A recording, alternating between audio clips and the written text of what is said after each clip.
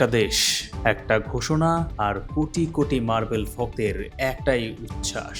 বিশ্বের আগে স্পাইডারম্যান বাংলাদেশে। হ্যাঁ, ঠিকই শুনেছেন। যেখানে যুক্তরাষ্ট্র সহ বিশ্বের অধিকাংশ দেশে সিনেমাটি মুক্তি পেয়েছে 31 জুলাই, সেখানে বাংলাদেশের দর্শকরা পেয়েছেন একটি বড় চমক। আন্তর্জাতিক মুক্তির একদিন আগেই 30 জুলাই দেশের প্রেক্ষাগৃহে আসে বহুল প্রতীক্ষিত স্পাইডারম্যান। ফলে ইতিহাসের অংশ হয়ে যায় বাংলাদেশের সিনেমা প্রেমীরা। এটা শুধু একটি সিনেমা মুক্তি নয়, এটা ছিল বৈশ্বিক স্বীকৃতি। হলিউডের অন্যতম ফ্র্যাঞ্চাইজির নতুন অধ্যায়ের প্রথম দর্শকদের তালিকায় উঠে আসলো Bangladesh.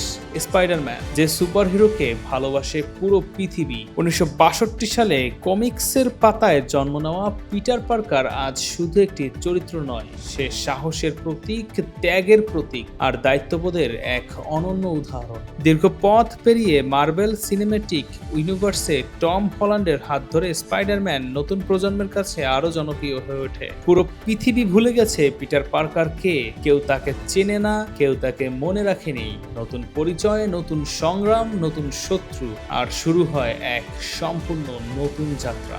Sabbir Ahmed, text report, lens 24।